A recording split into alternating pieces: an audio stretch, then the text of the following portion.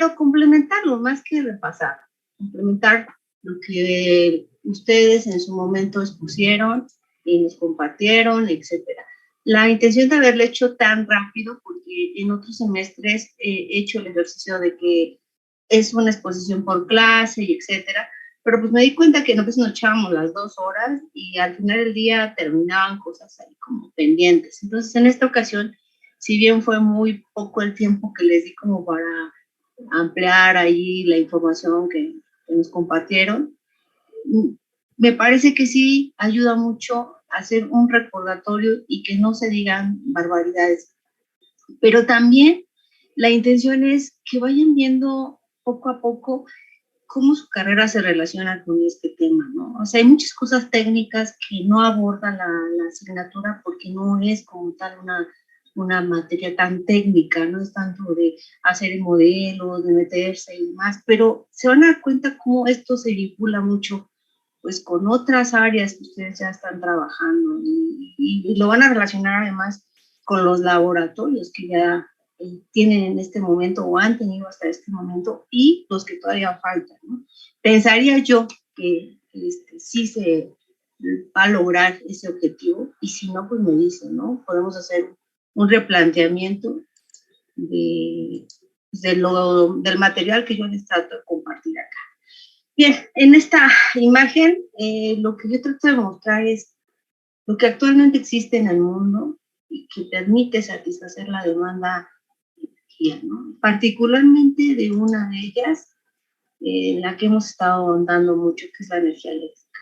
Recuerden, se trata de una energía secundaria porque para obtenerla pues, se requiere transformar ya sea una fuente que es un flujo o una energía potencial o podemos considerar como aquellas que están más ubicadas como un yacimiento o aquella que proviene de la energía secundaria y de cualquier forma se le sigue considerando energía secundaria a la eléctrica porque pues es transformarla en una, no podría llamársele de otra forma, ¿no?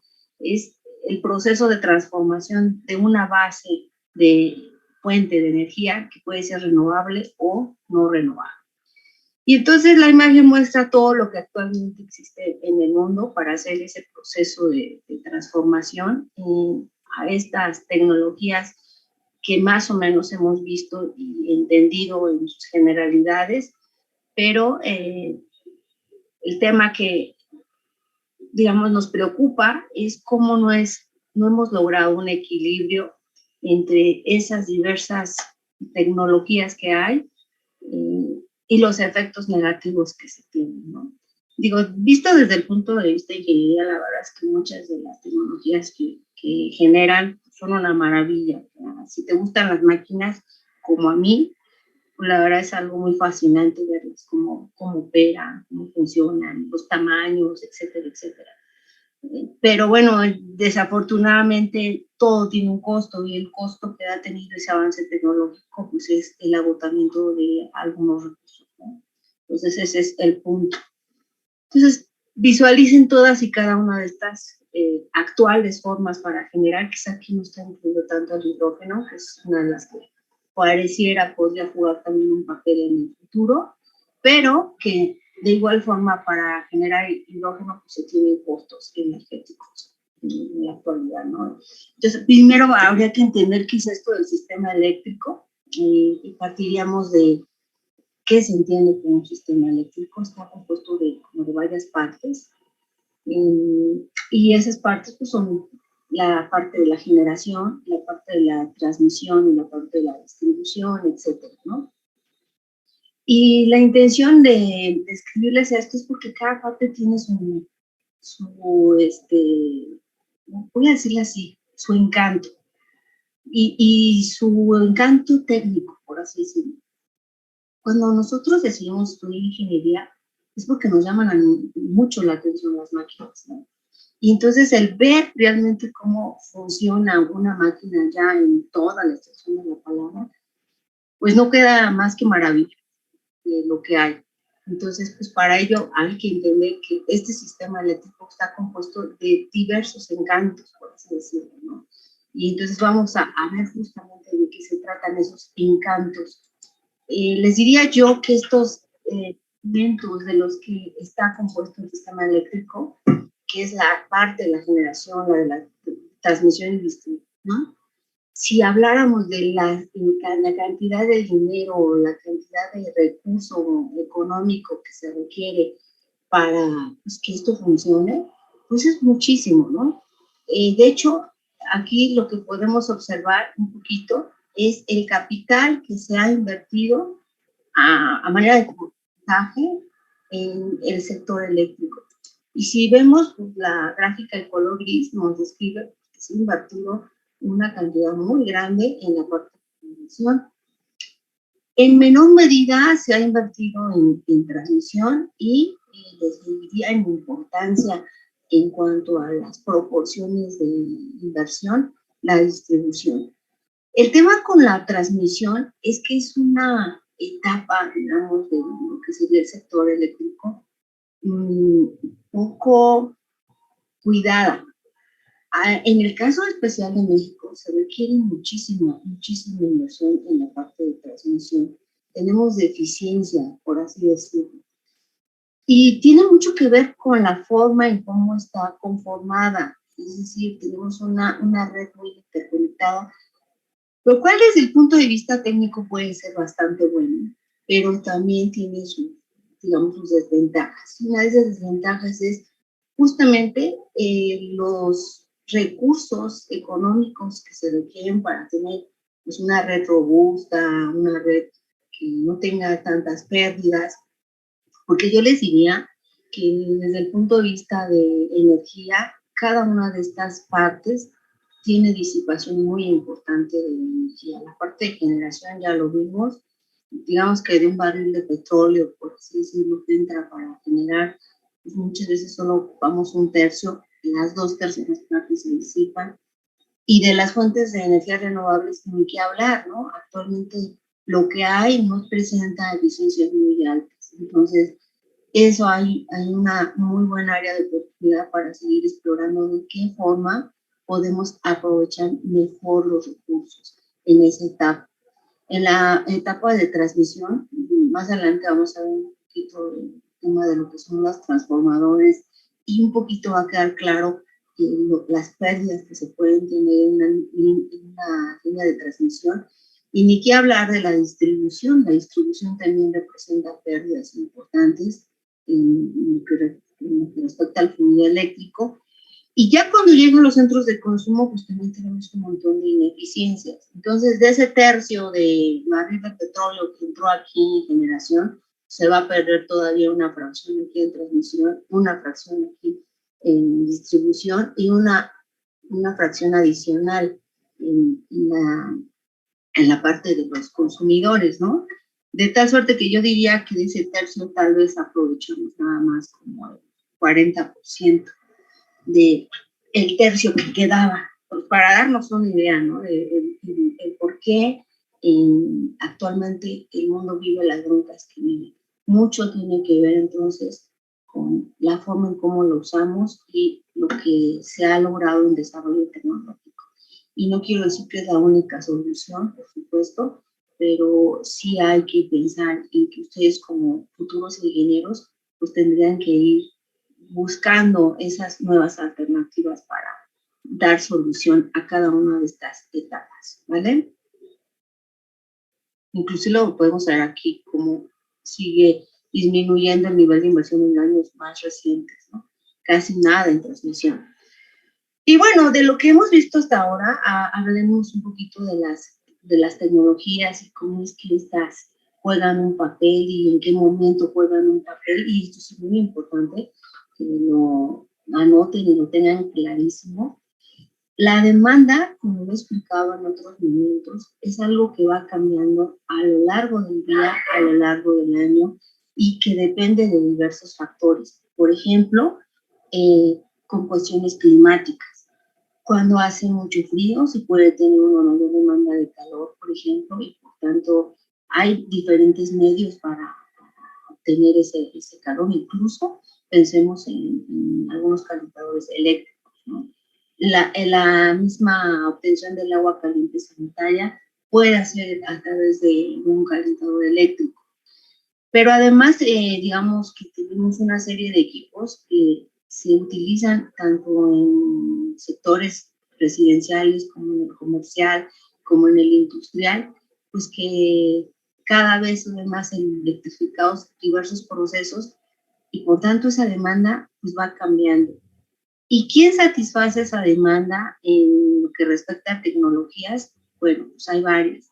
En base, que es como que la demanda que siempre vas a tener sí o sí, y que no depende tanto de esta variabilidad, por ejemplo, de la climatología, sino de lo que ya se encuentra como establecido en cuanto a la carga por sector, por así decirlo, pues son aquellas centrales que se encuentran con una alta eficiencia y que además es muy difícil pararlas, ¿no? En algún momento les mencionaba que el concepto incluso de las renovables no era que sean intermitentes, sino variables, porque estas tecnologías no es que sean una o no, o sea, que yo enciendo y apago y ya dejan de operar, ¿no? Para echar a andar algunas de estas máquinas toma tiempo, ¿no? Toma bastante tiempo. Entonces, estas tecnologías que se usan en la demanda base en un sector eléctrico, pues van a ser las de alto rendimiento, particularmente las de central de vapor, porque las de central de vapor son muy robustas, generan grandes cantidades de energía.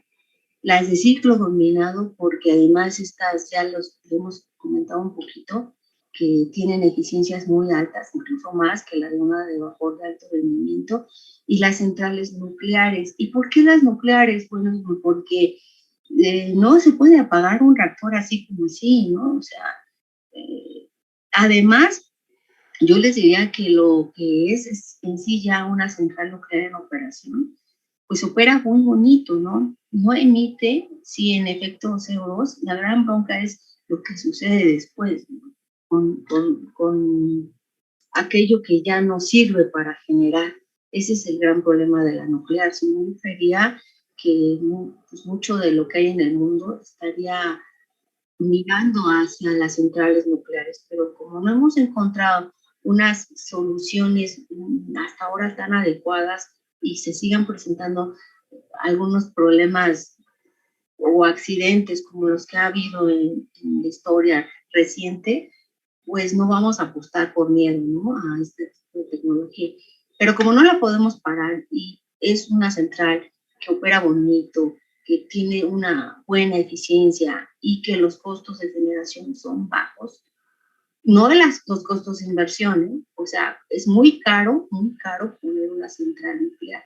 Es más caro que poner una de ciclo combinado o una de vapor. Las más caras de estas tres sería la nuclear, pero los costos de generación son muchísimo más baratos los de una central nuclear que los de una central de vapor o una de ciclo combinado. ¿Y por qué? Bueno, porque una de ciclo combinado utiliza pues un combustible.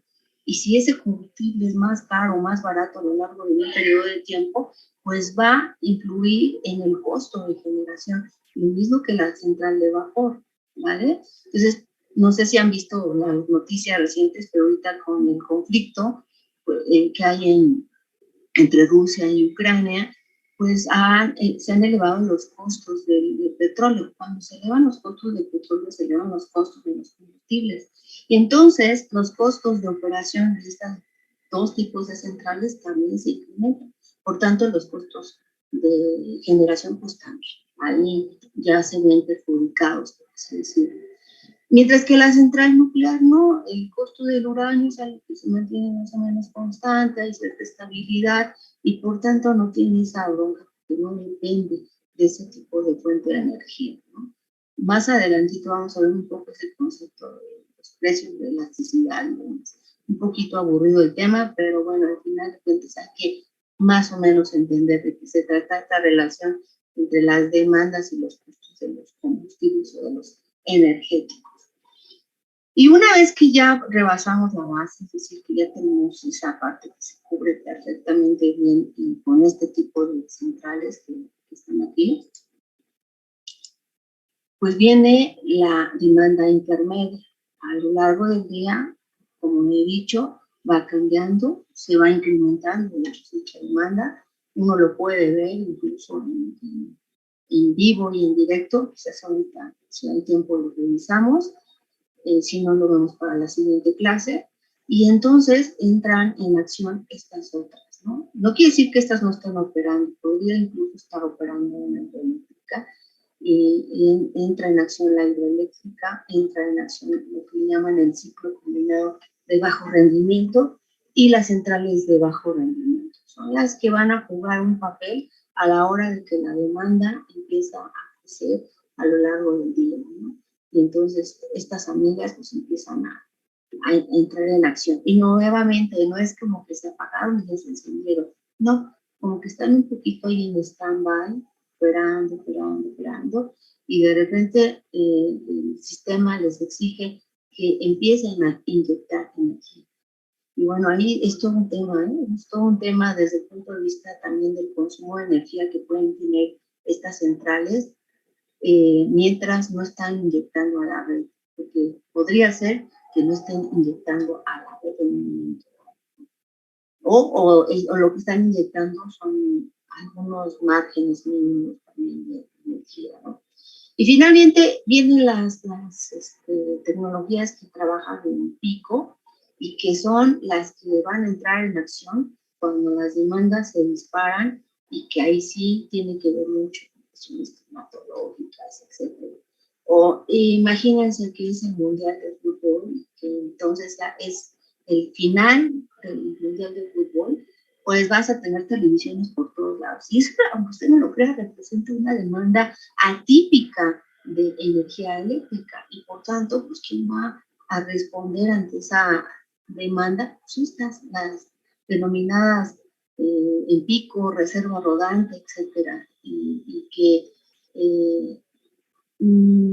responden con este tipo de tecnología.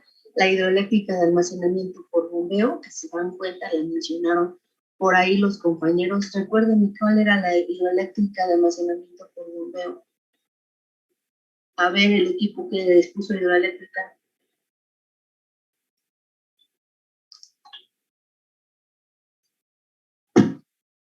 ¿Andan por ahí?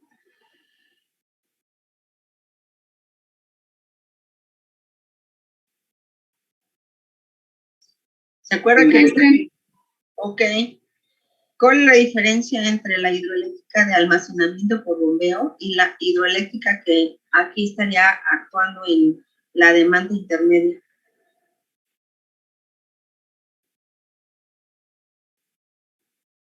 ¿Se acuerdan que les dije que les iba a estar preguntando? Pues vayan preparando sus respuestas. Piénsela en un ratito y luego ya me dice, ¿no? Ok, entra también los motores de combustión interna y algunas turbinas de gas, son las que van a entrar, ¿no? Las de la combustión interna tienen una rápida respuesta, igual que las de turbina de gas. Hidroeléctrica con bombeo, digamos que también puede responder. Es decir, para echar a andar una central a vapor de alto rendimiento, pues no es algo que suceda en un día, puede tomar más de un día echarlas a andar. En cambio, estas, en cuestión de 2-3 horas, ya están operando. Eso es lo que sucede con las tecnologías que por orden de mérito, así se les dice, entran en pico. Orden de mérito quiere decir quién tiene como la preferencia de estar operando en ciertas horas del día, ¿no? Insisto, la que va en base van a ser estas, luego en intermedia, y estas ya son como que, pues cuando ya resultó que estamos demandando más de lo esperado, pues estas amigas son las que van a salvar el día, por así decirlo. Ok, entonces hablemos de las centrales termoeléctricas convencionales, que no es otra cosa que una central termoeléctrica, tal cual, ¿vale? Y que van a operar o van a demandar un cierto combustible, ¿vale? Para poder funcionar un generador de vapor. Esto pues, se va a inyectar acá en una turbina. Bueno, primero ese vapor se tiene que acondicionar, es decir, no es que así tal cual sale de un generador de vapor, lo vamos a usar, sino que requiere un tratamiento especial. El vapor debe tener una cierta presión y una cierta temperatura que vayan de acuerdo a lo que demanda el equipo, ¿no?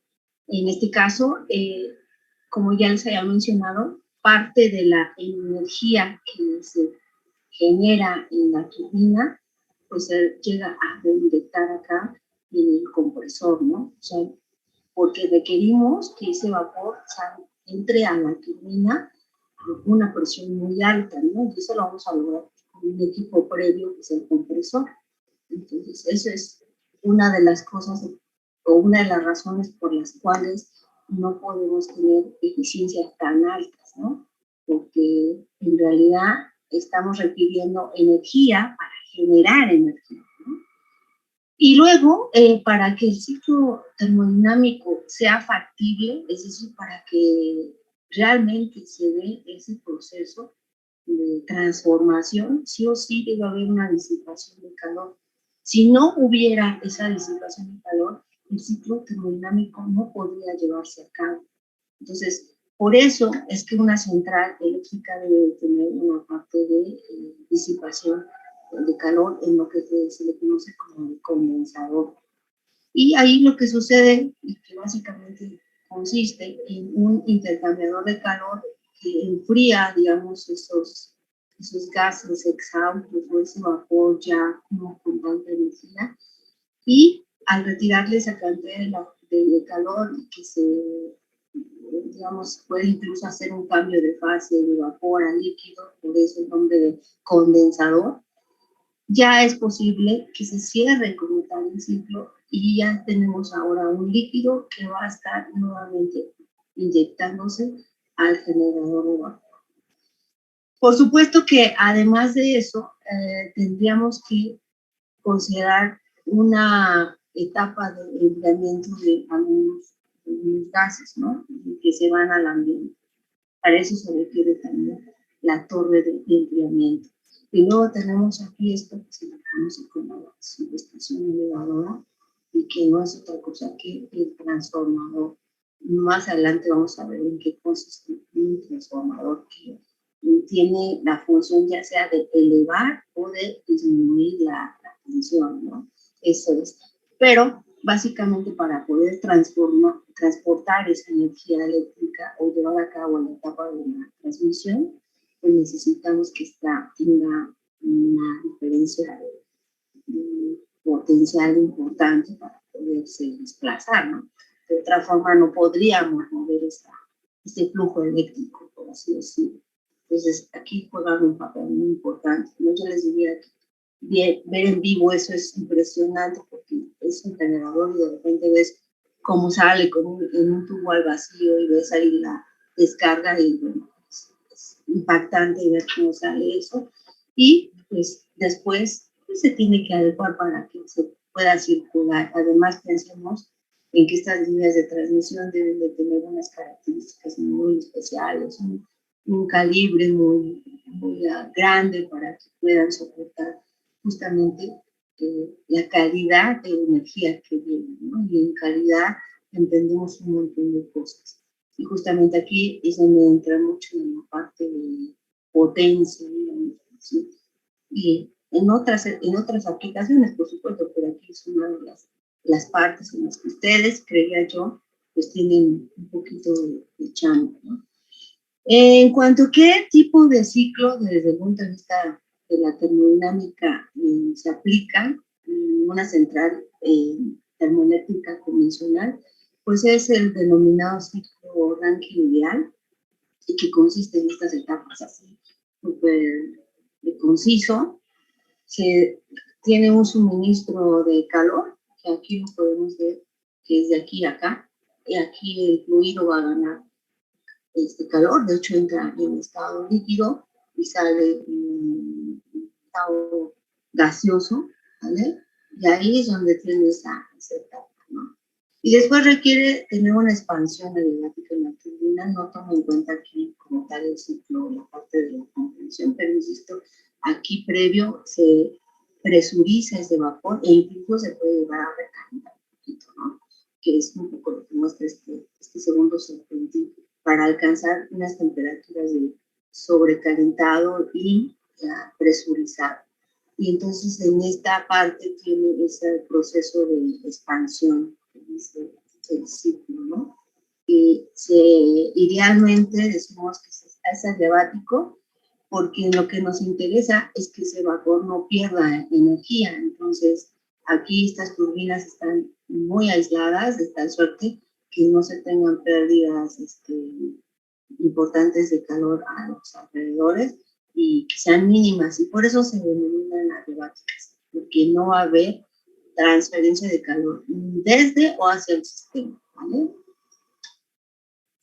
Y finalmente, la siguiente etapa, que es el rechazo de calor, que eso sucede aquí, en la parte del condensador, ¿vale?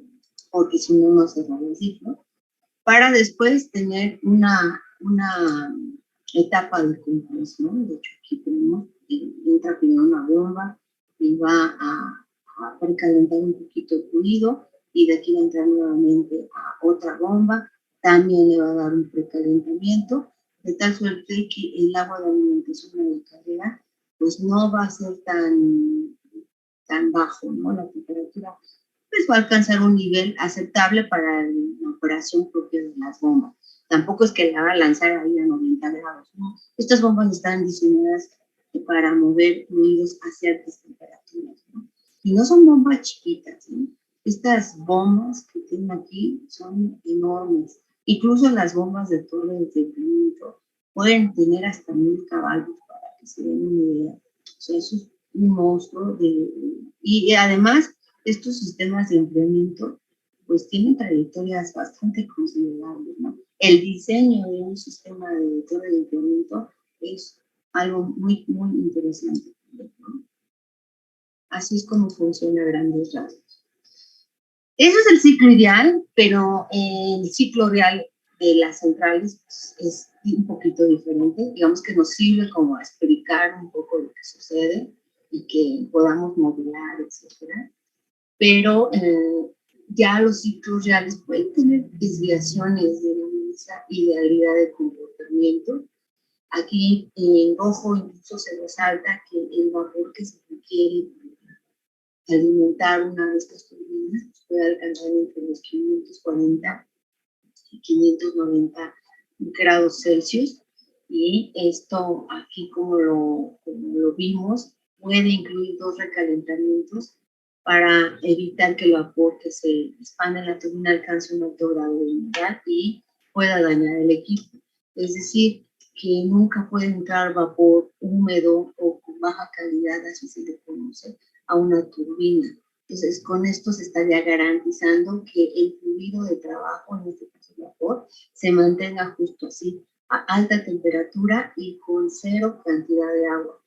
Eso, digo, ya sé que ustedes no están metidos en este rollo, sin embargo, les diría que es parte de lo que un sistema de control tendría que atender, ¿no? Esas condiciones de operación de una turbina. Esto es una imagen de cómo se ve una turbina. Esta es una turbina chiquita, esta aquí es una turbina, sí quiere ser de vapor, ¿vale? Y hay una diferencia entre las de vapor y las de gas. Digo, se ve chiquitita para mí, porque hay unas todavía más monstruosas que esto, en cuanto a tamaño. Esto sería una turbina a gas, si la ven es un poquito más chiquitita, porque aquí está aislada ya, por eso es que se dice que son adiabáticas, porque idealmente lo que nos interesa es que esta no pierda o no tenga una transferencia de calor hacia el medio ambiente, o digo, que ganara no sería tanto problema, pero interesa sobre todo que no se disipe calor, porque estaríamos perdiendo energía valiosa, ¿no?, en el proceso de transformación. Y la diferencia entre una a vapor, que es esta, y una a gas, que es esta, Pues es que la turbina a gas opera como fluido de trabajo al aire, pero ustedes pueden usar cualquier tipo de combustible para operarlas, ¿no? Entonces, esa es una de las grandes diferencias. Esto es lo que sucede con una turbina a vapor. Necesita un equipo que haga esa transferencia de calor y esa transferencia de calor que se va a dar hacia un fluido de trabajo es lo que se va a inyectar en sí a una turbina. Es decir, aquí no va a haber una quema de un combustible como tal. Mientras que en una turbina a gas, aquí se tienen directamente los quemadores, ¿no? Entonces, estos van a estar calentando el aire y ese aire es el que va a estar realmente moviendo los álabes de la turbina, ¿no? Entonces, sí se ve la diferencia entre una y otra y justamente por eso hay dos ciclos termodinámicos, uno que es el ciclo Rankine y el otro es el ciclo Brayton, que son con los que se describe el comportamiento de estos equipos, ¿no? Y bueno, voy a compartirles este videito para que vean más o menos cómo funciona. Voy a compartirles el sonido de esta cuestión.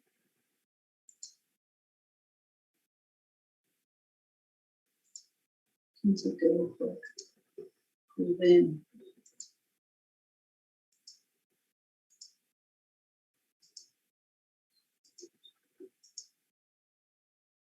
Y primero vamos a ver la turbina a vapor.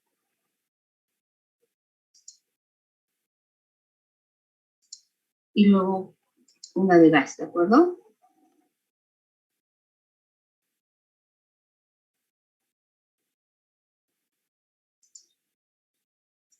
Y si tienen alguna duda, me dicen.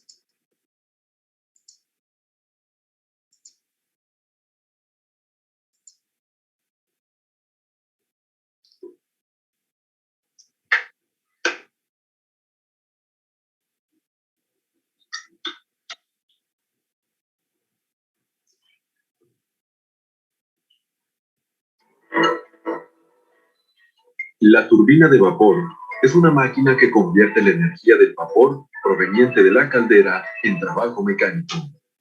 En una central termoeléctrica, este trabajo se emplea para mover un generador eléctrico que transforma el trabajo en energía eléctrica. Para lograr que la energía del vapor se convierta en trabajo mecánico, el vapor es alimentado a la máquina a través de una tobera en donde se expande, obteniéndose un chorro de vapor a gran velocidad. La tobera se encuentra fija en la carcasa de la turbina y el chorro de vapor se dirige en contra de una paleta montada sobre una rueda. La fuerza del chorro actúa sobre la paleta y la impulsa, lo que produce movimiento en la rueda. El rotor es la parte móvil de la turbina que lleva montadas las ruedas con paletas y toberas, llamadas también álabes. Las toberas fijas están montadas sobre la carcasa, que es una cubierta envolvente que actúa como barrera de presión y minimiza la pérdida de vapor, al mismo tiempo que conduce el flujo de la energía de una manera eficiente. La carcasa también soporta anillos de álabes estacionarios que sirven para dirigir el flujo de vapor en la dirección adecuada contra los álabes rotatorios. Además, cuenta con una serie de montajes de sellos del cuello en los puntos por donde pasa el rotor a través de la carcasa. Al pasar por la turbina, el vapor proveniente de la caldera pierde potencia conforme va chocando con las diferentes hileras de álabes, haciéndolas girar. De esta manera, la presión y la temperatura del vapor en el escape son menores a la del vapor en la inyección. Por esta razón, las turbinas pueden ser agrupadas por componentes para aprovechar al máximo la energía contenida en el vapor. Las turbinas y sus componentes pueden ser clasificadas de acuerdo a la presión de vapor que pasa a través de ellas, dividiéndolas en alta presión, presión intermedia y baja presión. Las turbinas utilizadas para una central termoeléctrica son por lo general una agrupación de distintos componentes y turbinas que dan por resultado una turbina compuesta en tándem. Esto significa que los componentes o turbinas trabajan en conjunto sobre la misma flecha para hacer más eficiente el uso de la presión del vapor. La turbina de alta presión y presión intermedia es una combinación de dos componentes en una sola carcasa. Cuando el vapor entra a la turbina, es guiado directamente a través del componente de alta presión. Pero en vez de que el escape de vapor sea alimentado directamente al de presión intermedia, es regresado a la caldera para recalentarlo a su temperatura original. A esta etapa se le conoce como recalentado en frío. El regreso del vapor de la caldera, llamado vapor recalentado, entra al componente de presión intermedia que está diseñado para que tenga una trayectoria en dirección opuesta al vapor del componente de alta presión. Cuando el vapor se expande al empujar los álabes de la turbina, se impone en el rotor una fuerza o empuje en la misma dirección del flujo de vapor. Y en esta turbina se genera un empuje en la dirección de alta presión y otro en la de presión intermedia. Aún así, el que los empujes actúen en dirección opuesta no significa que sean iguales, por lo que se requieren de extracciones controladas y posicionamiento de álabes estacionarios para establecer zonas de presión, así como el cuidadoso diseño de los componentes mismos de la turbina. Finalmente, el vapor extraído de este componente es utilizado para alimentar a la turbina de baja presión. La turbina de alta presión y presión intermedia está compuesta por un cilindro interior y uno exterior, ambos a su vez compuestos de cubiertas que forman una base y una tapa, maquinados y atornillados para mantener un sello para vapor de alta temperatura y presión. El cilindro interior contiene los anillos de álabes estacionarios, ensamblados para mantener el correcto movimiento independientemente de los efectos térmicos del vapor. Las toberas y escape de vapor del cilindro interior están alineadas con las boquillas del cilindro exterior y se unen a base de sellos flexibles que permiten resistir los efectos de la expansión por diferencial térmico. El rotor consiste de un eje maquinado de una aleación metálica capaz de soportar altas temperaturas y una serie de hileras de álabes de alta presión, presión intermedia y de control de etapas. El rotor está cargado del lado del gobernador por un cojinete de extensión del eje y por el lado del generador por un cojinete de soporte del empuje axial. Cuando se abren las válvulas de admisión, el vapor es dirigido por la turbina haciendo girar al rotor y el flujo es controlado por la caja de vapor, la válvula de marcha y las válvulas gobernadoras. Estos componentes se encuentran montados a ambos lados de la turbina y están controlados de manera electrohidráulica desde el cuarto de control. Los componentes de admisión de vapor recalentado incluyen válvulas interceptoras de admisión que entran en acción en el caso en que se presente una situación de exceso de velocidad en la turbina. Cortan el suministro de vapor recalentado al componente de presión intermedia y a la vez a la turbina de baja presión. Las válvulas de paro de admisión sirven de apoyo a las válvulas interceptoras y asisten en el control del vapor de recalentamiento en caso de emergencia. Una vez que el vapor recalentado se descarga, es alimentado a la carcasa de baja presión por medio de unos ductos intercomunicadores por el centro. Se utiliza la presión y temperatura restantes para impulsar una turbina de baja presión y fluye al exterior a través de trayectorias opuestas de álabes. El vapor crea fuerzas de empuje sobre el rotor que al ser opuestas y exactamente iguales, se equilibran entre sí.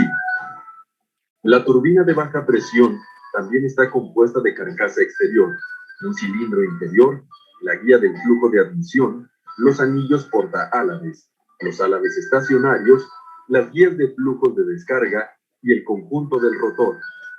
La base del cilindro exterior ha sido diseñada de modo de sostener el peso de toda la turbina y transferir las cargas a los cimientos mediante una pata perimetral de apoyo.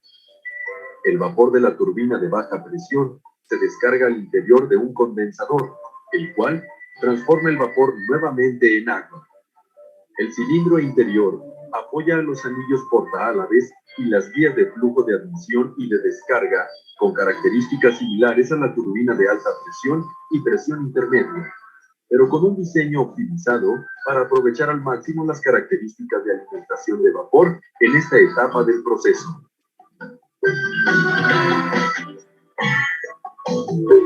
Bueno,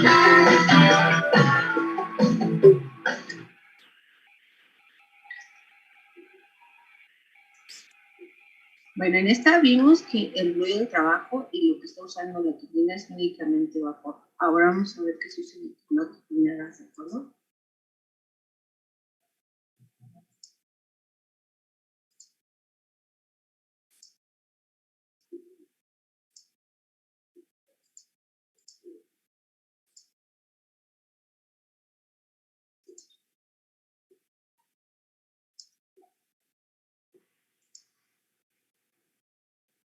Puedo utilizar combustibles líquidos.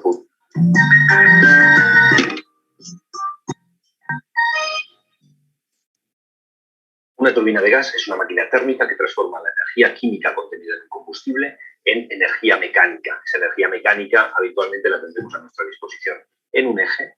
En ese eje nosotros podemos conectar a continuación un generador eléctrico, podemos conectar un compresor, una bomba o una hélice de un barco para aprovechar esta energía mecánica que ha producido la turbina de gas. La turbina de gas debe su nombre no al combustible que utiliza, puesto que puede utilizar varios, puede utilizar combustibles líquidos, puede utilizar queroseno, puede utilizar fuel oil, puede utilizar gasóleo o puede utilizar su combustible más habitual, que es el gas natural. Debe su nombre no al combustible, debe su nombre al fluido que circula a través de la turbina. Entra aire, ese aire tiene un proceso de elevación de presión y de elevación de temperatura, sale a una temperatura determinada, pero siempre es un fluido gaseoso que se mueve a través de la turbina. Las turbinas de gas son turbomáquinas que de modo general pertenecen al grupo de máquinas térmicas generadoras y cuya franja de operación va desde pequeñas potencias, 5 kilovatios para microturbinas, hasta 500 megavatios para los últimos desarrollos. Sus principales ventajas son el pequeño peso y volumen en relación a su potencia y la flexibilidad de su operación. Esto hace que sean máquinas cuyo uso para determinadas aplicaciones, especialmente referidas a la generación de electricidad y a la propulsión de buques y aviones, esté en claro aumento. Al ser máquinas rotativas, presentan una clara ventaja frente a los motores alternativos por la ausencia de movimientos alternativos y de rozamientos entre superficies sólidas, como las que se dan entre pistón y camisa, lo que se traduce en menores problemas de equilibrado y menores consumos de aceite lubricante, que además no están en contacto con superficies calientes ni con productos de combustión. Comparadas con las turbinas de vapor, las turbinas de gas apenas tienen necesidades de refrigeración, lo que facilita enormemente su instalación. Además de su baja inercia térmica, les permite alcanzar su plena carga en periodos de tiempo muy cortos, lo que les hace ideales para determinadas aplicaciones en las que se requiere variaciones de carga rápida, regulación de red o abastecimiento de picos de demanda. Esta simplicidad, comparada con las turbinas de vapor y con motores alternativos, otorga a las turbinas de gas dos ventajas adicionales: un mantenimiento sencillo comparado con otras máquinas térmicas y una elevada fiabilidad. En efecto, la reducción de las necesidades de lubricación y refrigeración, la continuidad del proceso de combustión y la ausencia de movimientos alternativos. Así se siente México, así se siente México.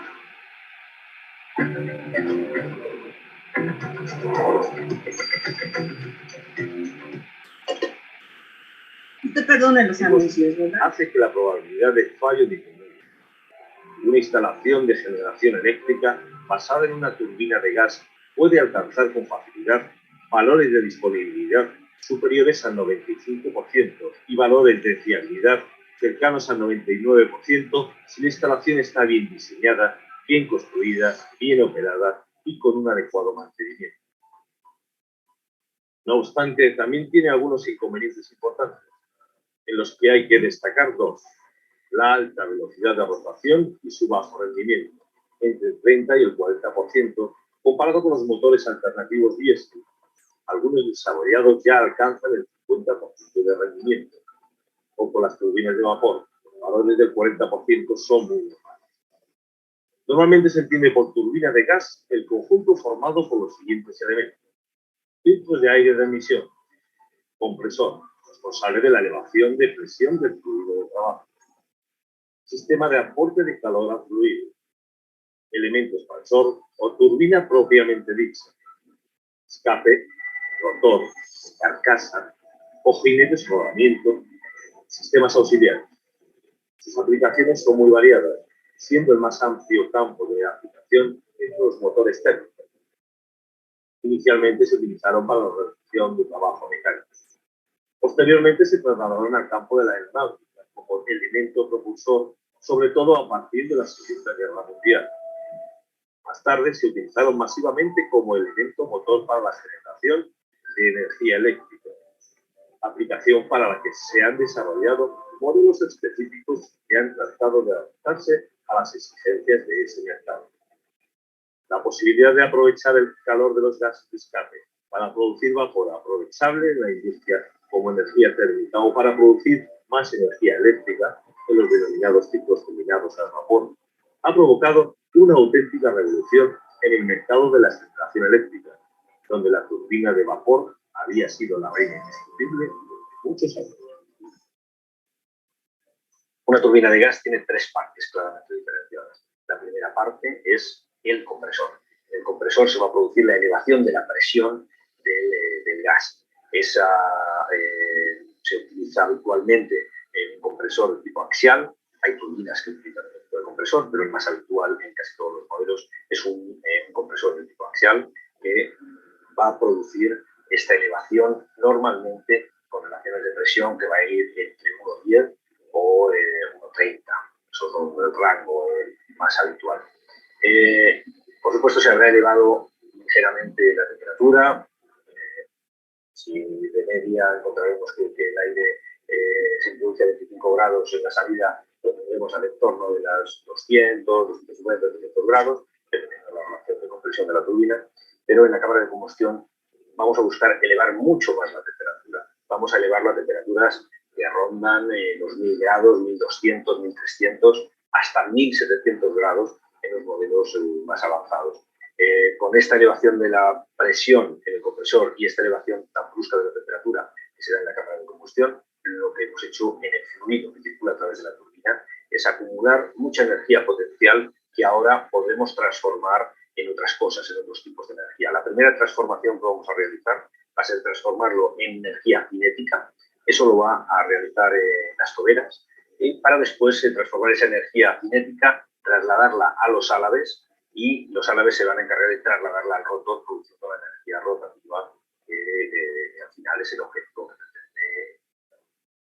A lo largo de este sencillo vídeo hemos pretendido demostrar que una turbina de gas no es un proyecto complejo. Por supuesto que es un proyecto de alta tecnología que requiere y ha requerido a lo largo de la historia de la humanidad un desarrollo muy fuerte desde aproximadamente 1900, desde que empiezan a desarrollarse hasta el año en que nos encontramos.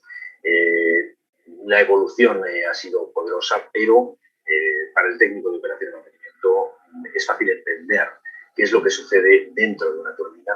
No debe tener ningún miedo a entender cuál es el proceso que se sigue, porque todo lo que ocurre dentro está perfectamente a su alcance. Él puede entender tanto qué es lo que ocurre como ser capaz de diagnosticar de una manera sencilla cuando la turbina está teniendo un comportamiento normal e incluso tratar de diagnosticar. Bueno, hasta ahí. ¿Se entendió la diferencia entre una y otra turbina? ¿Y cómo operan? ¿O tienen alguna duda? ¿Nadie? ¿O todos están dormidos o no le presta atención en lo más mínimo? No, no hay duda. Edgar, tú dime. Yo tengo una duda respecto a la primera turbina, profesora. ¿Necesita estar trabajando? ¿Trabajas, por decir, tiene lapsos de trabajo o siempre está trabajando? Siempre está trabajando. De hecho, para echarlas a andar, no sé si recuerdas que en el video dicen que están como acopladas, ¿no? Sí. La turbina de baja o de media y de alta presión, ¿no? No son equipos que para echarlos a andar tengan una rápida respuesta. De hecho, es lo que menciona en el segundo video, que tienen más o menos una rápida manera de estar operando a plena carga. Las turbinas de vapor las vas encendiendo poquito a poco. O sea, haz de cuenta que empiezas como a girarla y toma un cierto tiempo en lo que se estabiliza y le vas incrementando poquito a poco, por así decirlo, la transmisión de energía para que se vaya revolucionando poco a poco la turbina. Entonces, alcanzar la plena carga le toma varias horas, ¿no? Y lo mismo para pararlas, porque en algún momento si se paran esas turbinas en las centrales eléctricas, ¿no? Y se tienen que parar para darles el mantenimiento, ¿no? ¿Cuál es el mantenimiento? Con el paso de tiempo, pues pueden tener ahí algunos pequeños desacoples, los sellitos, todo lo que, si se dieron cuenta, conforma la turbina. Son cosas relativamente sencillas, pero que se tienen que estar revisando constantemente, o al menos una vez al año, o por un periodo de una semana a veces, ¿no? Entonces, para pararlas, tampoco es que simplemente le oprimes un botón y se apaga, ¿no? Otra vez tienes que ir bajando ese número de revoluciones poquito a poco, porque además de la velocidad a la que se mueven, hay que considerar las temperaturas a las cuales están operando. Entonces, si tú la detienes, pues, de forma muy rápida, puedes tener choques térmicos, dañando, por ejemplo, pues, la flecha, que es la que al final del día conduce o transfiere esa energía mecánica, y pues le pones en la torre a varios millones de dólares, ¿no? Entre otras cosas, ¿no? Entonces, sí son equipos que no paran y que justamente son los que están actuando en la parte de demanda media o la intermedia, pero que si son de alta eficiencia, podrían estar en la parte de base. Si te diste cuenta en esa tablita que yo les mostraba, no había ninguna de vapor operando en ese rango de pico, porque no actúan tan rápido, no responden. Incluso podríamos decir que toma hasta más de 24 horas echarlas a andar. Tiene su chistecito de encenderlas y apagarlas, ¿no? Ese es. Y la turbina a vapor, a gas, esa sí puede alcanzar un poco más rápido la plena carga. Las actuales sí lo alcanzan en cuestión de horas, menos horas obviamente que la de una de vapor, pero pues también los costos no son tan baratitas, ¿no? Además no es que las compres en la palería, ¿no? O sea, cada vez que vas a pensar en ampliar tu sistema eléctrico, tienes que pedir esos equipos con varios meses de anticipación, ¿no? Toma meses fabricarlos. Eso es más o menos lo que sucede, ¿vale? Sí, gracias. ¿Vale? ¿Alguien más tiene alguna inquietud, alguna duda, algo que le haya llamado la atención? ¿Nada? Bueno, entonces continuamos, ¿no? Con lo que estamos viendo acá. Bueno, entonces ya la turbogás queda como más claro por lo que acabamos de ver ahorita en el video, de cómo se comporta y pues todo lo que involucra. Esta parte del compresor es también muy importante porque aquí sí se ve más claro justamente cómo es que parte de la energía que se requiere para que ese equipo funcione, pues es usada primero para acondicionarlo a esas condiciones en las cuales se va a llegar ese proceso de transformación de la energía mecánica eléctrica, ¿no? Entonces, eso es crucial. En el otro caso veíamos que se trata más de como una tobera, que sí puede ver como un compresor, de hecho son comportamientos más o menos similares, ¿no? Lo que hace la tobera es incrementar la velocidad del fluido de trabajo, la del compresor pues incrementar esa fuerza, digamos, por unidad de área, ¿vale? Esto ya lo vimos. Entonces, aquí estaríamos viendo justamente este ciclo con una turbina gas, donde pues aquí se ve con dos dibujitos, pero si ustedes vieron físicamente, en realidad están como conectadas, ¿no? O sea, están unidas estas dos partes, ¿no? Y tenemos aquí justamente la cámara de combustión, y lo que mencionaba el amigo del video, pues era que las temperaturas que se usan o que se típicas en una cámara de combustión son muy altas, ¿no? Y que incluso las más recientes pueden alcanzar bajar hasta 1700 grados. Respecto al tipo de combustible, y aquí es lo súper interesante, al final de cuentas es un quemador, ¿no? Y un quemador, mientras tú gasifiques ese combustible, pues va a detener lo que sea, ¿no? Y como cuál, pues incluso los denominados renovables, como cuáles son esos renovables, maestra, pues recuerden que cuando vimos bioenergía, uno de los bioenergéticos es justamente el biogás. El proceso de descomposición de la materia orgánica genera, entre otras cosas, el metano. A veces no es tanto el contenido de metano que podemos encontrar en ese proceso de descomposición. La basura, por ejemplo, como puede tener compuestos orgánicos o los residuos sólidos o los residuos urbanos, con ese proceso de descomposición producen una cierta cantidad de metano. Si ese metano no lo aprovechas, pues se va como un gas de efecto invernadero y que además tiene 28 veces más de calentamiento que lo que tendría el CO2, ¿no? Que eso lo vamos a ver un poquito, y cómo se hace el cálculo de emisiones, etcétera, etcétera. Y entonces, si nosotros lográramos aprovechar esos residuos orgánicos y obtener ese metano y adecuarlo además a las condiciones que se requieren pues, aquí en la cámara de combustión, bien podríamos usar biogás, ¿no? Y eso es justamente lo que puede usar esta turbina a gas. Eso lo hace bastante interesante. Y cualquier otro derivado de petróleo o que se obtiene en la refinación del petróleo puede ser usado. Comúnmente usan gas natural. Y una de las razones de que usan gas natural este tipo de equipos en la parte de generación eléctrica es porque, pues desde el punto de vista ambiental es uno, ¿no? Que tienen menos emisiones. El metano dentro de los combustibles fósiles, como recordarán, tuvimos, pues es el que impacta menos, ¿no? Pero también por los costos, el gas natural es relativamente más barato que, por ejemplo, el diésel, ¿no? Y digo relativamente porque de repente también tiene sus altibajos muy locos en el mercado, ¿no? Pero siempre será como más barato. Entonces, desde esa perspectiva, pues es muy idóneo.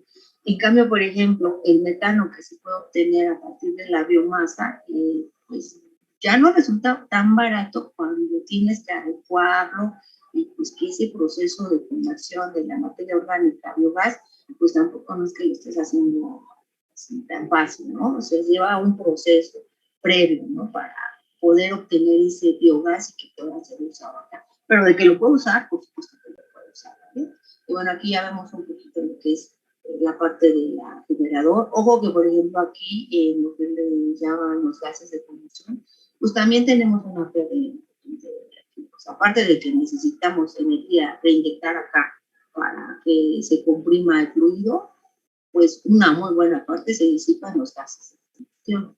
Si se dan cuenta, no tiene un condensador, es decir, que aquí el ciclo termodinámico se cierra, por así decirlo, con la disipación de los gases de combustión.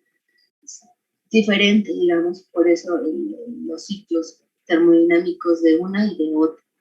Bueno, pues aquí tenemos la subestación elevadora y pues ya la línea de transmisión.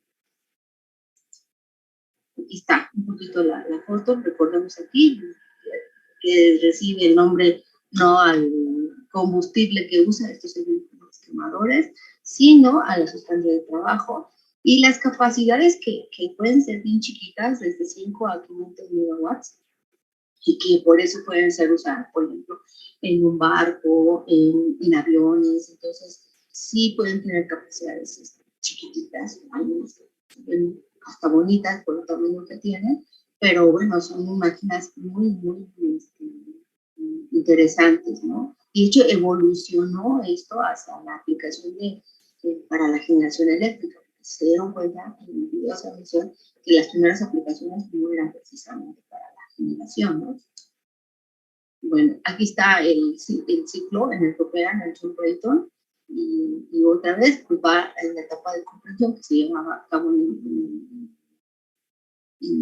la parte del compresor Y luego, pues, en la parte del quemador es donde se le da el suministro de calor a una presión constante, ¿vale?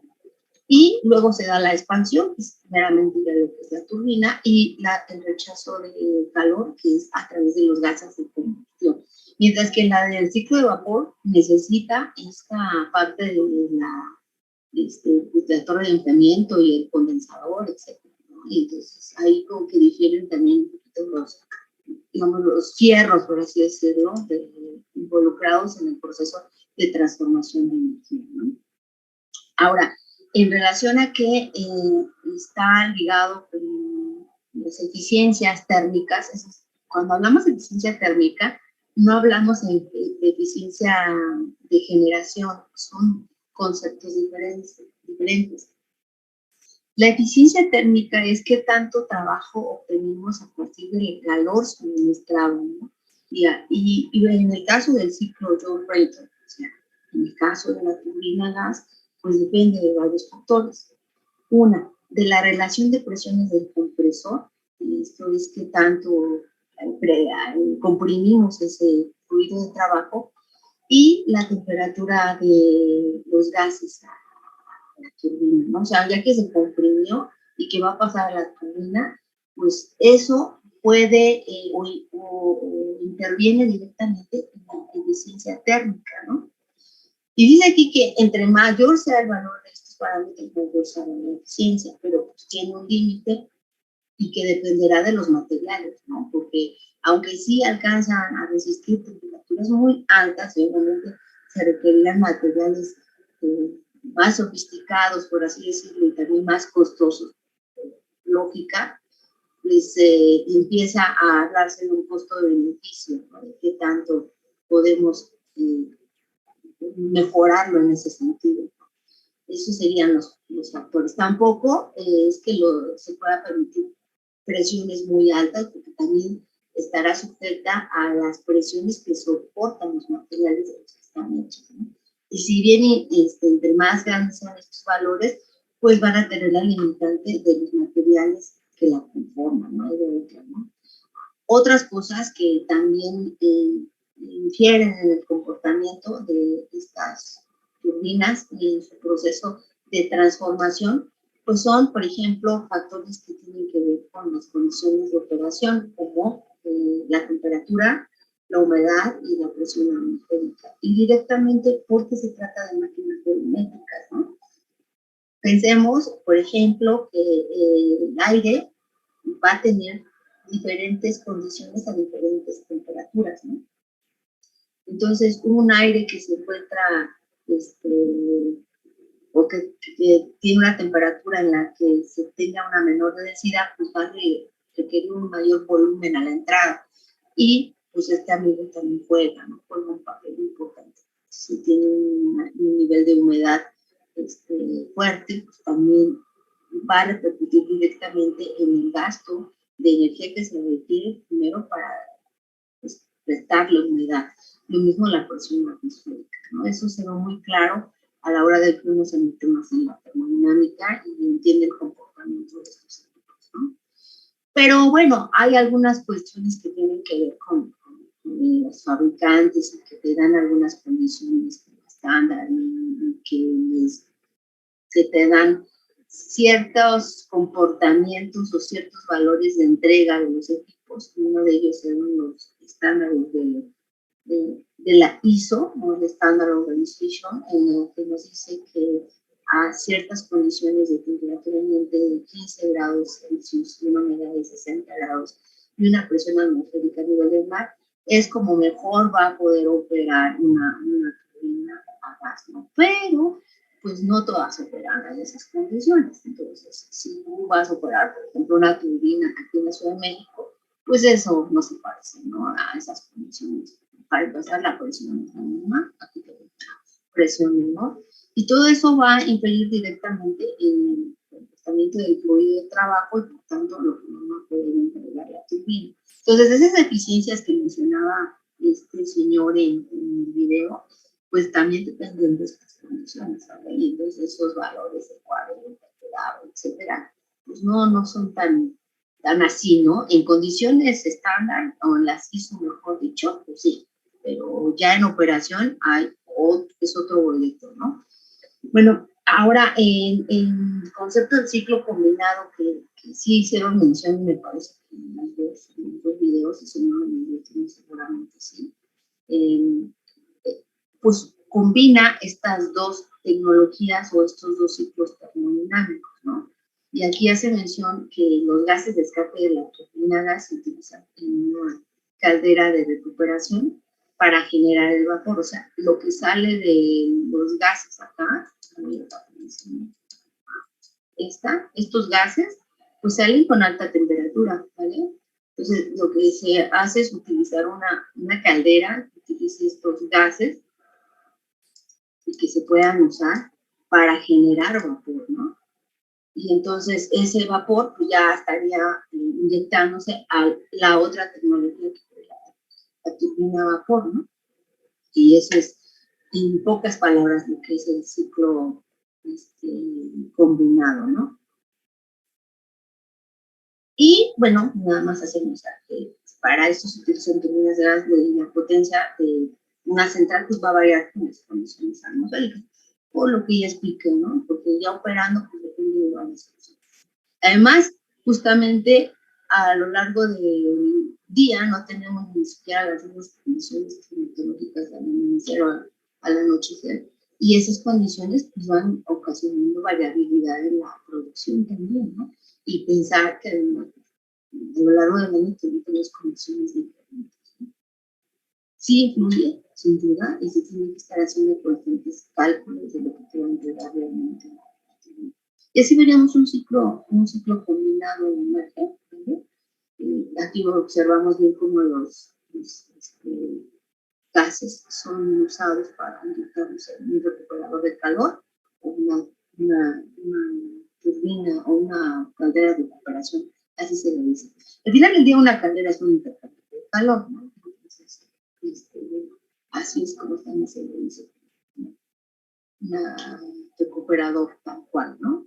Y el resto del ciclo, pues ya lo analizamos. Ojo, ciclo del vapor, pues sí tiene que contar con su condensador y tiene que contar con su torre de enfriamiento, porque si no, no se puede llevar a cabo así de simple, ¿no?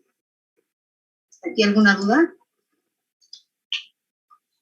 Bueno, si no hay duda, veamos algunas ventajas y desventajas. Pues sí se tienen altas eficiencias térmicas y se tienen altas eficiencias térmicas justamente porque estamos aprovechando un producto que en otras circunstancias sería de desecho. O sea, esto se estaría yendo al medio ambiente, ¿no? Aquí lo estamos aprovechando, ¿no? Tienen costos de inversión más bajos, entonces eso hace también muy atractivo los ciclos combinados. No son monstruosos en cuanto a los requerimientos de espacio, ¿vale? Entonces eso hace que sean más compactos y por tanto la obra en términos de requerimientos económicos pues también disminuye. Incluso dice aquí que se puede construir en dos etapas, primero la turbina de gas y luego la de vapor, o sea, mientras está la otra echando a andar, ya está otra operando. ¿Cuál es la desventaja? Dice aquí que no pueden consumir combustibles sólidos, no tal cual, pero por ejemplo en China sí existen los ciclos combinados que usan carbón, pero no es que usted agarre el carbón y se lo esté inyectando directamente a las turbinas, ojo, no. Lo que sucede es que ya lo que es la caldera puede estar operando con carbón y ninguna caldera va a operar directamente con el carbón. No es como una nave, para que me entienda, que va a poner el carbón. No, ese carbón ya lo hemos visto en el uso del carbón. Recuerden, se tiene que pulverizar y prácticamente gasificar, y eso es lo que se va a inyectar a los quemadores y que pues van a dar en sí una reacción química del carbón con el aire, y pues eso es lo que esa energía química se va a transformar en energía carbónica. Por tanto, pues se requiere de esto, ¿no? De un equipo de gasificación. Esa es la gran desventaja en caso de requerir combustibles sólidos. Igual los líquidos primero se tienen que adecuar, se tienen que incrementarles la temperatura y luego también se gasifican para hacer quemados. El arte de los quemadores es de verdad todo un área de investigación también. Si nos ponemos a ver por partes, en sí mismo es un área bastante interesante, ¿no? Vamos a ver rapidito un video también de lo que es el ciclo combinado. ¿Va? Esperen un tantito.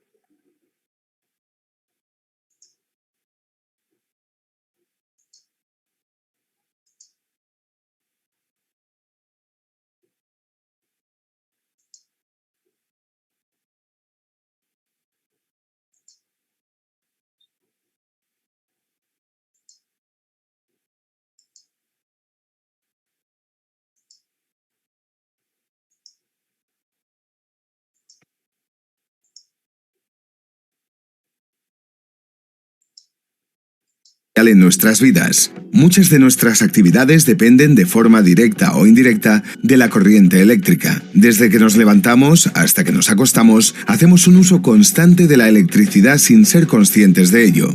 Esta electricidad se genera en las centrales eléctricas que utilizan distintas fuentes de energía para funcionar. Las hidroeléctricas, el agua, los parques eólicos, el viento, las nucleares, el uranio y las térmicas, el gas natural, el carbón o el fuel oil. Las centrales térmicas aportan gran cantidad de electricidad a la red.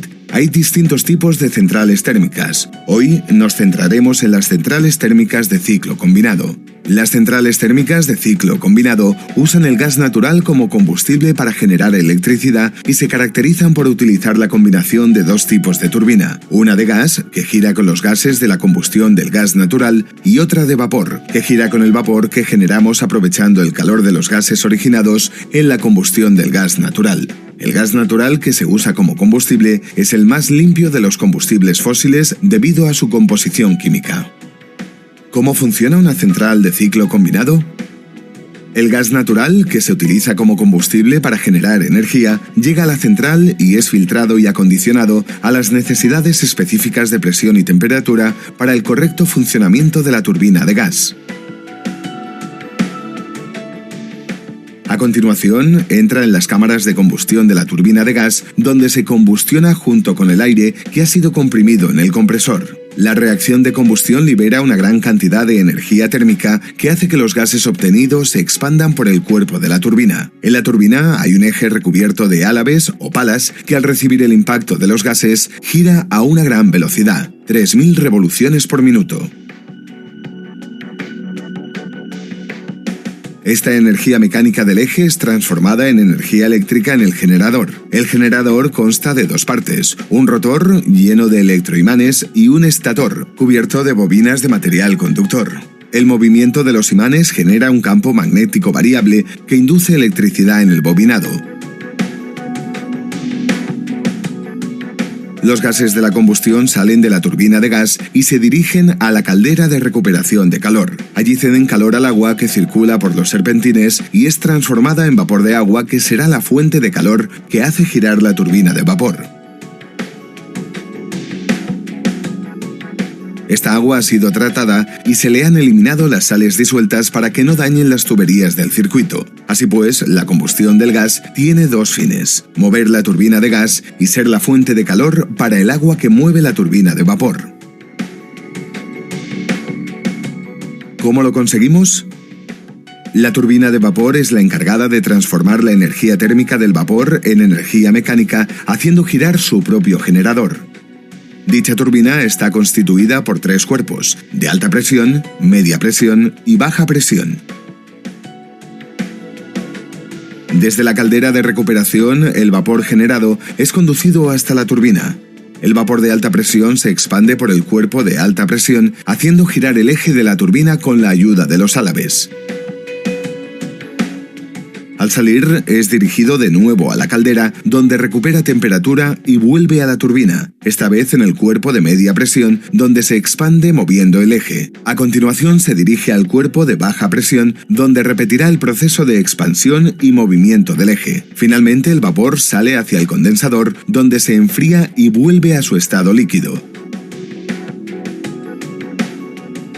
Cada central utiliza un tipo de agua dependiendo de su localización geográfica. Si está cerca del mar, la central tendrá un sistema de refrigeración abierto. Esto significa que coge agua del mar, la utiliza y la retorna al mar. Si está lejos de la costa, utilizará un sistema cerrado con torres de refrigeración que van recirculando el agua utilizada. Una vez el vapor se ha condensado, se dirige a la caldera, donde se vuelve a convertir en vapor. De esta manera, cerramos el circuito agua-vapor. Cuando los generadores han transformado la energía mecánica en eléctrica, esta tiene que salir de la central y llegar a los puntos de consumo. La electricidad se genera en media tensión y debe elevarse a alta tensión. Esta operación se realiza para reducir las pérdidas en forma de calor provocadas por el efecto Joule en su transporte. El encargado de elevar la tensión será el transformador que encontraremos a la salida de la central. Existe un transformador independiente por cada generador. La generación y el transporte de electricidad provocan una serie de impactos sobre el medio ambiente. Con la utilización de centrales de ciclo combinado, Endesa apuesta por aportar la electricidad necesaria a la red, reduciendo el consumo de combustibles fósiles, las emisiones a la atmósfera y el consumo de agua, entre otros. Hoy en día es impensable la vida sin electricidad. Es un elemento imprescindible en el funcionamiento de nuestro día a día en casa, el transporte, el trabajo y el tiempo libre. El trabajo de Endesa es garantizar un mejor servicio para la ciudadanía. Bueno, está ahí el comercial, ¿vale? Ahora, creo que sí sería bueno que veamos un poquito de qué se forma con un transformador, porque según lo que ustedes me dijeron, pues hay muchas cosas que ustedes no han visto, pero a grandes rasgos creo que ya vamos viendo cómo se comporta esto, el tema de generación. Entonces vamos a ver qué onda con un transformador, ¿vale? ¿De qué se trata? ¿Alguien tiene algún comentario? ¿Tú das, Daniel?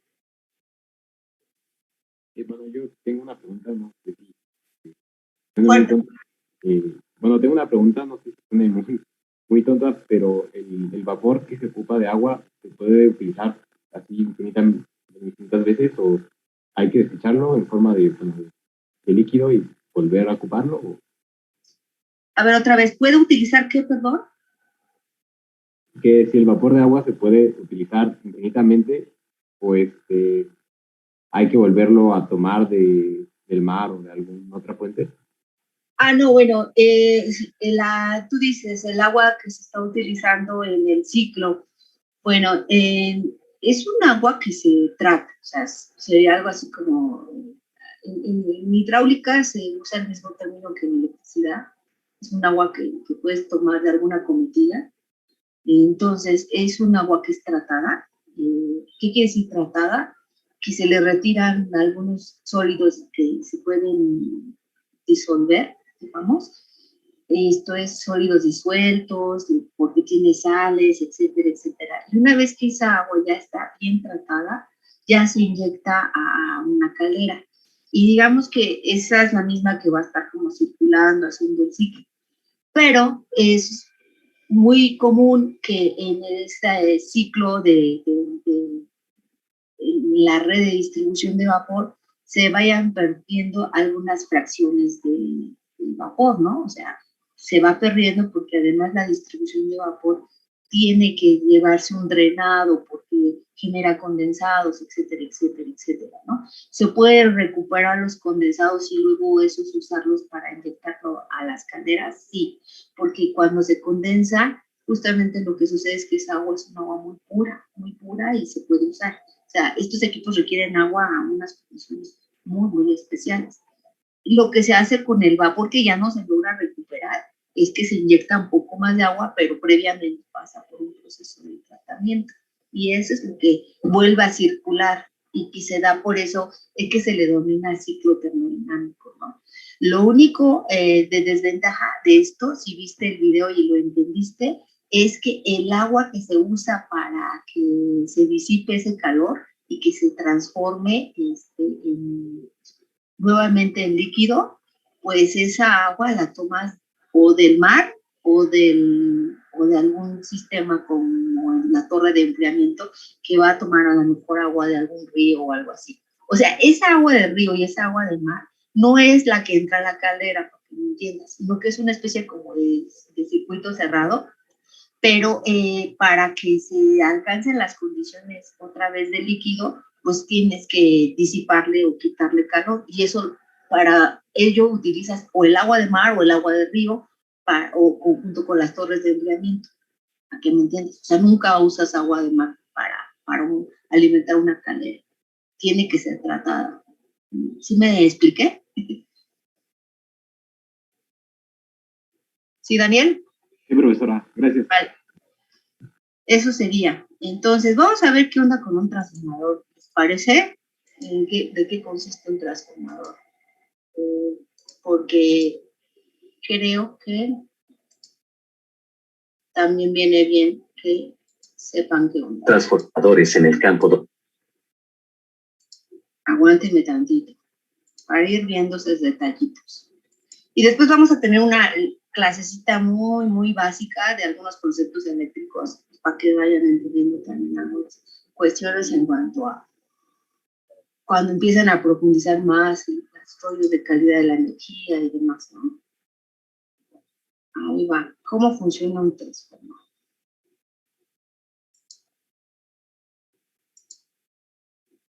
Si le compartí audio, déjenme ver si le compartí audio. Según yo sí. Si no le escuchan, me dice, ¿vale? Doméstico como industrial es de gran importancia, ya que con ellos podemos cambiar la amplitud del voltaje, aumentándola para que sea más económica la transmisión y luego disminuyéndola para una operación segura en los equipos eléctricos. Hola, buenas, mi nombre es Robert Jiménez, ingeniero en diseño eléctrico. En este video estaremos hablando sobre los transformadores. Vamos a estar viendo la función de los transformadores. ¿Por qué solo en corriente alterna puede ser utilizado un transformador? Crear un campo magnético con electricidad. Transformadores de paso hacia arriba y hacia abajo. Y por último terminaremos con los transformadores trifásicos. Podemos decir que existen dos tipos de electricidad, AC y DC. Pero los transformadores solo pueden funcionar con AC o corriente alterna. Cuando conectamos un generador de AC a un circuito de cable cerrado, una corriente podrá fluir a través de este cable y la dirección de la corriente se alternará hacia atrás y hacia adelante, con la rotación del generador.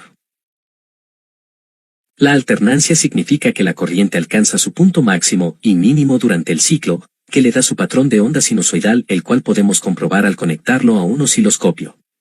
Ahora puedes pensar en esto como la marea del mar cuando cambia de dirección y alcanza su punto máximo y mínimo. A medida que la corriente fluye a través del cable, emitirá un campo magnético. Si pasamos corriente continua DC a través del cable, el campo magnético se mantendrá constante. Pero, si pasamos corriente alterna AC a través del cable, entonces el campo magnético aumentará y disminuirá en fuerza y esta cambiará la polaridad a medida que la corriente cambie de dirección. Si colocamos varios cables juntos y pasamos corriente a través de ellos, los campos magnéticos se combinarán para crear un campo magnético más fuerte. Si luego envolvemos el cable en una bobina, el campo magnético se volverá aún más fuerte. Si ahora colocamos una segunda bobina muy cerca de la primera bobina y posteriormente pasamos corriente alterna hacia a través de la primera bobina, entonces el campo magnético que se crea inducirá una corriente en la segunda bobina, y esta fuerza magnética empujará y tirará de los electrones libres obligándolos a moverse. El componente clave aquí es que el campo magnético está cambiando tanto de polaridad como de intensidad. Ese cambio en la intensidad y la dirección del campo magnético perturba constantemente los electrones libres en una bobina secundaria y esto los obliga a moverse. Este movimiento se conoce como fuerza electromotriz o EMF.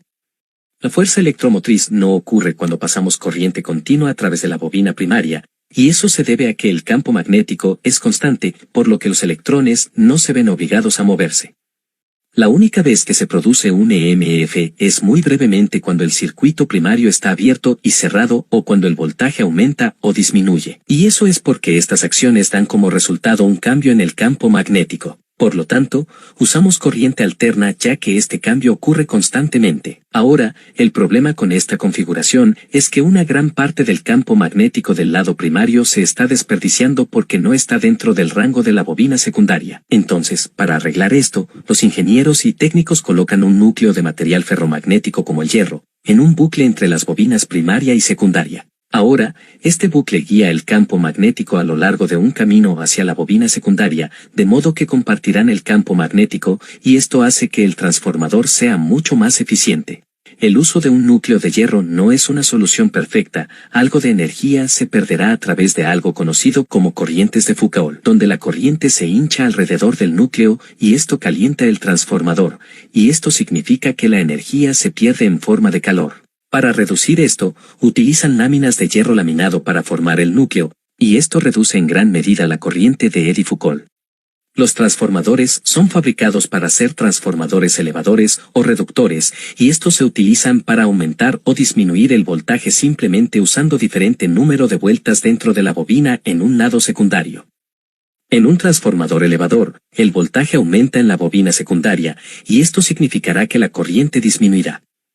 Pero no te preocupes mucho en este momento acerca de por qué ocurre eso.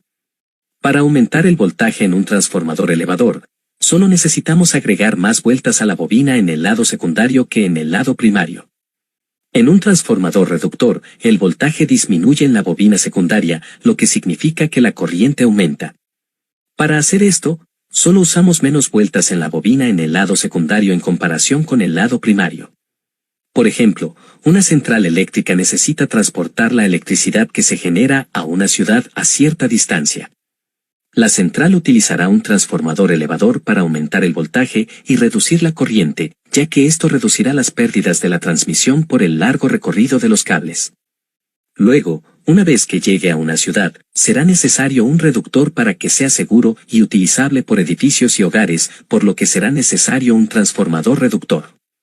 Los transformadores para edificios comerciales y centrales eléctricas suelen tener una configuración trifásica. Estos transformadores trifásicos se pueden hacer a partir de 3 transformadores separados que están conectados entre sí, o se pueden construir en una unidad grande con un núcleo de hierro compartido. En esta configuración, las bobinas normalmente se asentarán de forma concéntrica entre sí con una bobina de voltaje más alto en el exterior y la bobina de voltaje más bajo en el interior.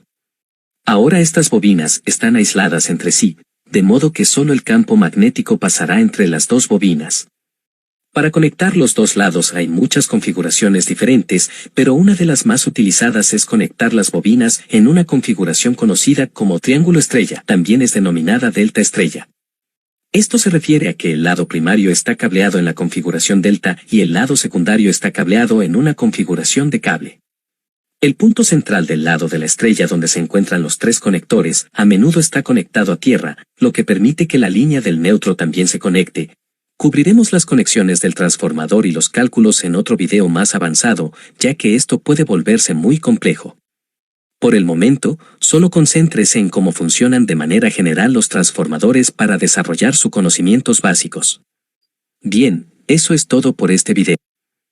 Eso es todo, amigos, ¿vale? Pero al final creo que lo que se entiende es que onda con los transformadores y el papel que juegan en el proceso de, digamos, transporte del fluido eléctrico, ¿no? Y la importancia que estos tienen. Y creo que también pudieron observar justamente un poquito ahí el tema que más adelante espero que ustedes vean en cuanto al tema potencia, ¿no? Además, pues hay que recordar que cuando hablamos de las energías renovables, hay otras situaciones que se dan ahí, que tienen que ver con qué frecuencia se genera, etcétera, etcétera. Y entonces estaríamos hablando de otros factores que influyen en el comportamiento del fluido eléctrico y que eso es lo que nosotros denominamos que deben de cumplir una cierta calidad de energía referida justamente a esas características con las cuales se inyecta la red. Y por tanto, pues eso es otra área muy interesante dentro de la eléctrica electrónica, el qué hacer como, justamente como pensando en el fluido eléctrico como una señal, un pulso, y qué tipo de filtros, etcétera, etcétera, pueden ayudar a que tengan un comportamiento bonito, ¿no? O que estén en un rango, en una banda de comportamiento, y que, bueno, que al final es ahí el campo de acción de ustedes en algún momento. Y yo creo que con esto que hemos visto empiezan a ver como un poquito más claro la parte técnica de todo este rollo, ¿no? Y bueno, pues relacionarlo justamente con el tema ambiental, ¿no? En ambas, en las tecnologías que vimos de turbinas, el ciclo combinado pues, sí muestra que es posible recuperar parte de esa esos gases de combustión que de cierta forma podrían ir directamente al ambiente, ¿no? Y que los estamos utilizando para mejorar la eficiencia térmica por un lado y por otro, pues disminuir las emisiones. Por eso el ciclo combinado pues es tan efectivo. Pero ya vimos que dentro de la tabla que les mostré, pues hay unos ciclos combinados que pues, no están tan chidos y sí tienen por ahí algunas deficiencias, ¿no? Entonces, el ciclo combinado tiene todavía algunas áreas de oportunidad de mejora, ¿no? En que podría no ir tanto hacia la parte de digamos, del comportamiento termodinámico en cuanto al proceso de transformación, pero sí la parte de cómo controlar las variables, ¿no? Y ahí entran otros grandes rollos que vamos a ver cuando hablemos de la eficiencia energética y el papel que tiene el Big Data, por ejemplo, ¿no? Y también más adelante, si nos da tiempo, hoy vemos el video del Big Data y de qué se trata el Big Data y cómo juega eso también un poquito con el tema de la electrónica y de la parte de la programación. Y es que yo lo que quiero es que ver como estos campos de acción en los que entra su área disciplinar en la que se están formando y todo este rollo que tiene que ver con energía, impacto ambiental. Yo espero que lo empiecen a visualizar un poquito más. ¿Hasta aquí alguna duda? ¿Nada? No. Entonces vamos a continuar con otra tecnología que se usa para generar energía. Ahorita si se dan cuenta estamos viendo puras tecnologías que usan fuentes de energía no renovables y que la verdad es que sí son fascinantes desde el punto de vista ingenieril, ¿no? Pero ya empezamos a ver como sus desventajas también, ¿no? Que ya vieron que también no son como que para nada chiquitas, ¿no? Son unos monstruos ya vistas en perspectiva, ¿no? Ok, si recuerdan, en la tablita les hablé de que voy a regresarme rapidísimo, estamos en la 24, que las que se tienen en pico, pues son estos motores de combustión interna. Noten que también se pueden usar las turbinas gas. Y es que la turbina gas, pues ha presentado una evolución muy importante en cuanto a su rendimiento, ¿no? O sea, aquí estas turbinas gas son esas de rápida reacción. Pero a ver, hablemos de los motores de combustión interna y qué onda. De ese, la verdad, no encontré algo en operación, pero sí, para que se den una idea del tamaño que pueden tener estos equipos, por ahí les encontré algo, ¿no? Al respecto. Yo sí las he visto operar en tamaño más chiquitito, porque muchas plantas o los hospitales pues, tienen estos motores de combustión interna, pues para rápida reacción, justamente cuando se va la luz, se echan a andar rapidísimo. O sea, estas cosas responden en cuestión de, pues yo diría que de minutos, ¿no? Incluso menos, porque en un hospital pues sí debe haber una reacción inmediata, imagínense, en un quirófano no pueden quedarse sin el ruido, ¿no? Bueno, ahí va, ¿de qué se trata? Las unidades de combustión interna. Pues CFE sí tiene este tipo de motores, tiene varios, de hecho, y son normalmente los que funcionan con ignición o por compresión y por tipo diésel, ¿no? ¿Y en qué consiste el ciclo termodinámico de este tipo de equipos o de motores?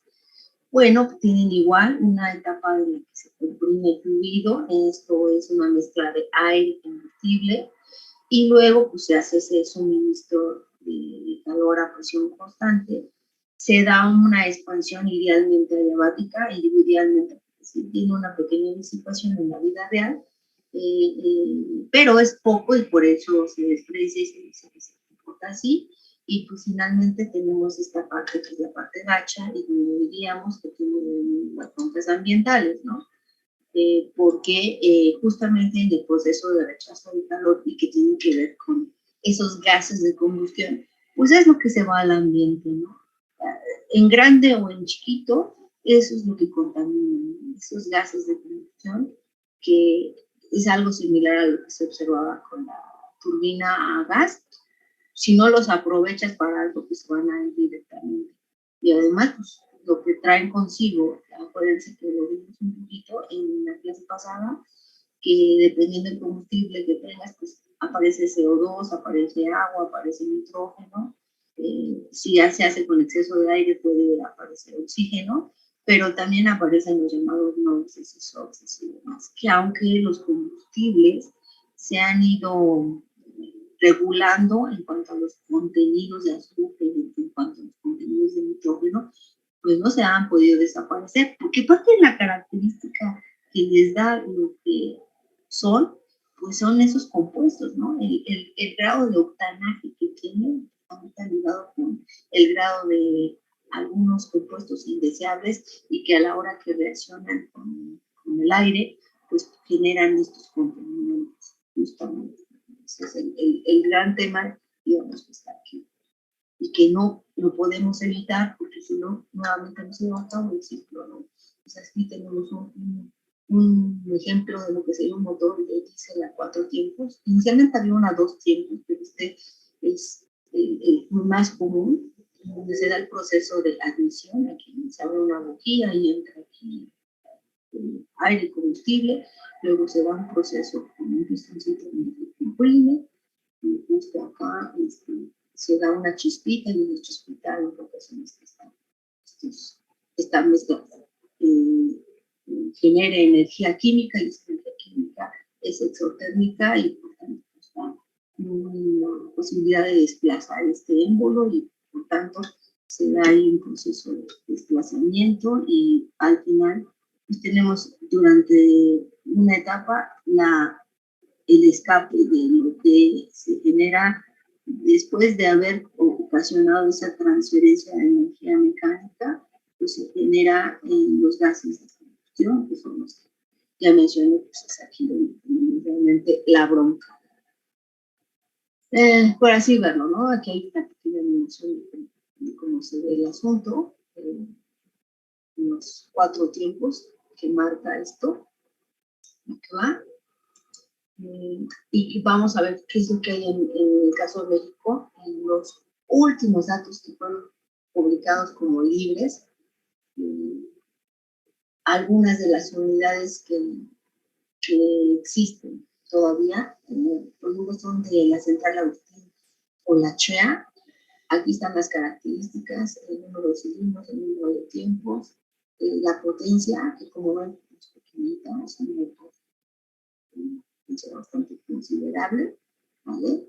Esto es una Sulzer Mitsubishi, y esta es una Hyundai Man, y esto es lo que tiene como características estas maquinitas, y notar que estas usan diésel como compuesto.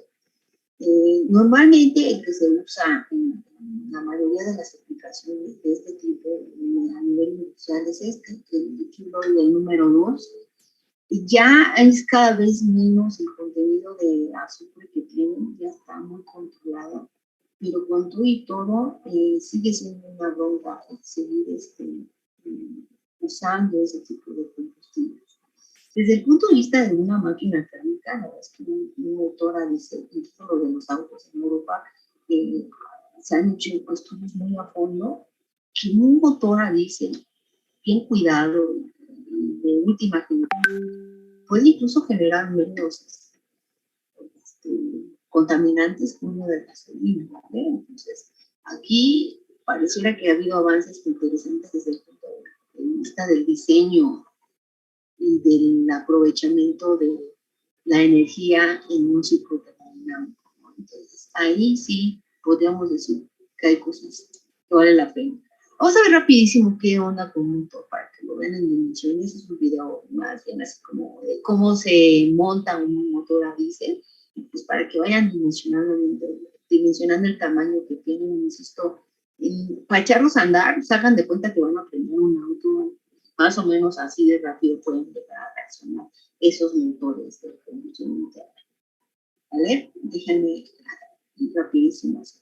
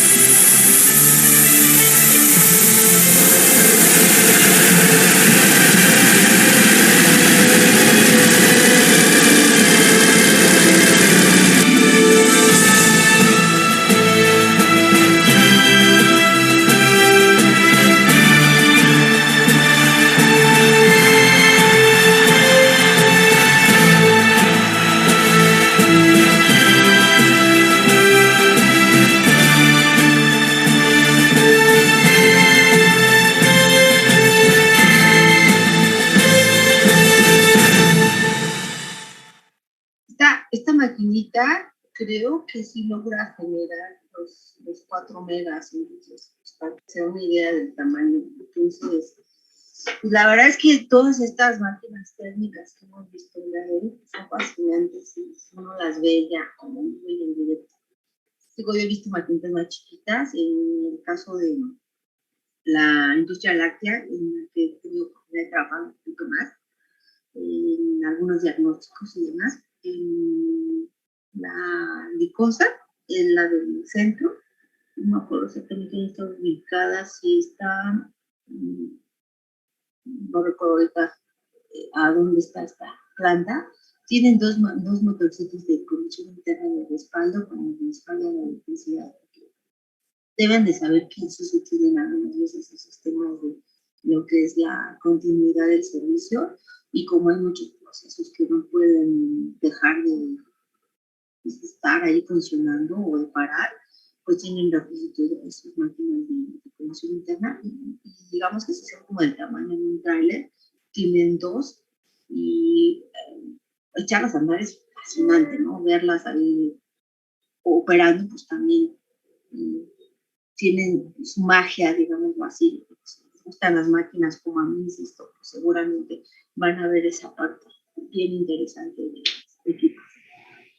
Y básicamente esa es la idea de platicarles hoy, lo que serían las máquinas convencionales.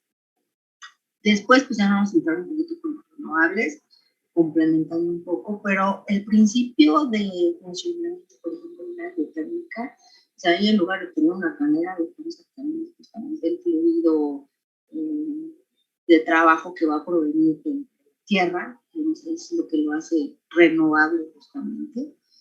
Y pues, ¿qué pasa con las renovables y por qué tienen sus desventajas con respecto a estos maquinones que vemos en la de hoy? Pues es justamente que lo que hay para el proceso de transformación, pues todavía no alcanzamos desde mi punto de vista ese nivel de sofisticación como para poder aprovechar mejor la energía, ¿no? Y pues ya vimos, ¿no? De si los 2/3 de barril que perdí, todavía 1/3 y todavía nos faltaría ver qué sucede con las pérdidas pues en la generación misma y luego ya medio vimos un poco el proceso de transporte, digamos, de la energía en el transformador, pues se tienen pérdidas. De hecho, año con año se publica un poquito las pérdidas por transformación, ¿no? Ya es algo que sí se publica a nivel país. Y por eso, más adelante, cuando veamos el concepto de cogeneración y lo que es la generación distribuida, pues van a ver que generar a pequeña escala y de forma local también puede ser bien interesante y en el campo también de ustedes puede ser amplio, ¿no? Y bueno, hasta ahí por hoy la clase. No sé si quieran comentar algo y seguimos la siguiente. ¿Va? La tarea ya no se las dejé el día de ayer, como me quedaba ahorita, la voy a diseñar rápido, pero acuérdense que era esta infografía, ahí la voy a recordar desde que me metí en la infografía y pues ya estoy buscando ahí que escucharía a los ganadores. Nada más esperemos cuadrar agendas, ¿no? Porque para ellos los que ganen, pues tienen que tener la disponibilidad de presentar su infografía. Y si no, bueno, pues ustedes no tienen inconveniente y hubiera alguna situación de no acoplarse a los horarios, pues podrían hacer un video presentando su infografía, si les parece bien esa como opción. ¿A qué va? ¿Algún comentario, duda, etcétera? ¿Nada? No. ¿No? ¿Qué le parecieron las máquinas? Chidas, ¿no?